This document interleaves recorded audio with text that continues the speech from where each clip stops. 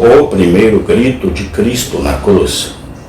Parte 01, dia 12 de março de 2026. Então disse Jesus: Pai, perdoa-lhes, porque não sabem o que fazem. Lucas 23, 34. Nosso Senhor estava naquele momento suportando as primeiras dores da crucificação. Os carrascos haviam cravado os pregos em suas mãos e pés.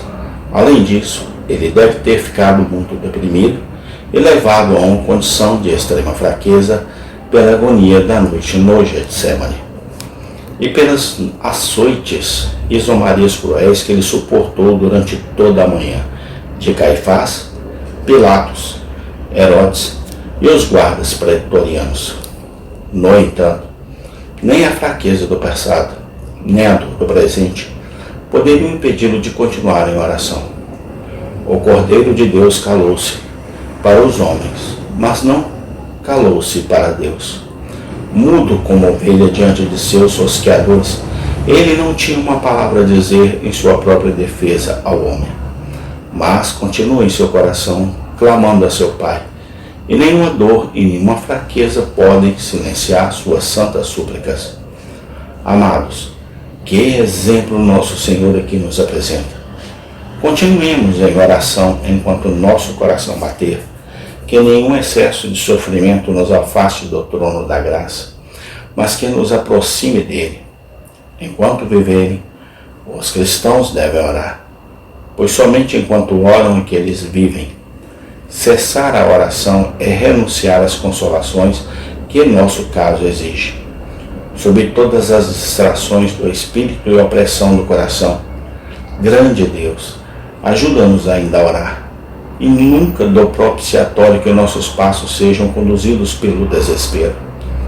Nosso abençoado Redentor perseverou em oração, mesmo quando o ferro cruel rasgou seus tenros nervos, e golpe após golpe do martelo abalou todo o seu corpo com angústia, e essa perseverança pode ser explicada pelo fato de que ele tinha tanto hábito de orar que não conseguia parar. Ele havia adquirido uma poderosa velocidade de intercessão que o proibia de fazer uma pausa.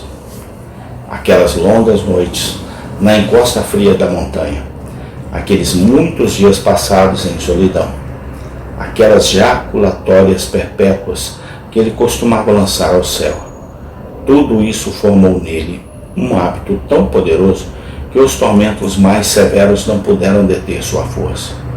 No entanto, era mais do que um hábito. Nosso Senhor foi batizado em espírito de oração. Ele vivia nela, ela vivia nele. Tornara-se um elemento de seu exalar, seu perfume.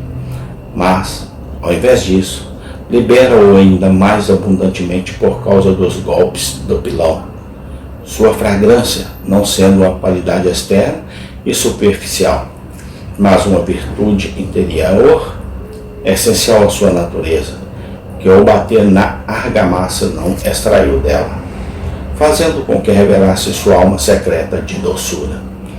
Então Jesus ora, assim como um feixe de mirra exala seu cheiro, ou como pássaros cantam porque não pode fazer de outra forma. A oração envolveu sua própria alma como uma vestimenta, e seu coração se manifestou com tal disposição. Repito, que este seja o nosso exemplo. Nunca observe além disso que nosso Senhor, na oração diante de nós, permanece no vigor da fé quanto à sua filiação. A prova extrema a que ele agora se submeteu não pode impedir que ele se apegasse à sua filiação. Sua oração começa: Pai. Não foi esse sentido que ele nos ensinou quando oramos a dizer Pai Nosso, pois nossa prevalência na oração dependerá muito de nossa confiança em nosso relacionamento com Deus. Sob grandes perdas e cruzes, somos levados a pensar que Deus não nos trata como um pai com um filho, mas como um juiz severo, como um criminoso condenado. Mas o clamor de Cristo, quando ele é levado a uma extremidade que nunca alcançaremos, não revela vacilação no espírito de filiação. No Getsemane, quando o suor sangrento caiu rapidamente no chão, seu grito mais amargo começou pedindo que, se fosse possível, o cálice de fel passasse dele. Ele implorou o Senhor como seu pai, mesmo quando repetidamente o havia chamado naquela noite escura e triste. Aqui, novamente, neste, o primeiro de seus 7 gritos expirantes é Pai. Oh, que é o Espírito que nos faz clamar, Abba Pai. Nunca cesse suas operações, que nunca sejamos levados à escravidão espiritual pela sugestão, se tu és o Filho de Deus, ou se o tentador nos atacar, que possamos triunfar como Jesus fez no deserto faminto, que o Espírito que clama, Abba, Pai, repele cada medo incrédulo.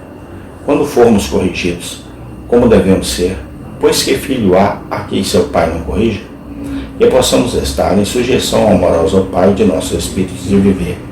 Mais notável, no entanto, é o fato de que a oração de nosso Senhor a seu Pai não era para si mesmo.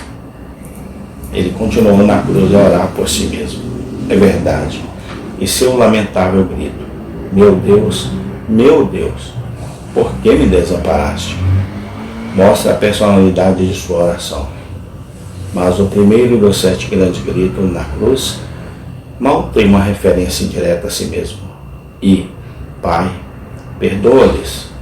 A petição é totalmente para outros e, embora haja uma alusão às crueldades que eles estavam exercendo sobre ele, ainda assim é remota. E você observará, ele não diz, eu os perdoo. Isso é um dado adquirido. Ele parece perder de vista o fato de que eles estavam fazendo o mal a si mesmo. E o mal que eles estavam fazendo ao Pai, isso está em sua mente. O insulto que eles estão pagando ao Pai, na pessoa do Filho, ele não pensa em si mesmo. O clamor, Pai, perdoe-lhes, é totalmente altruísta. Amém? Tem continuação. Obrigado a Deus por tudo. Amém e amém.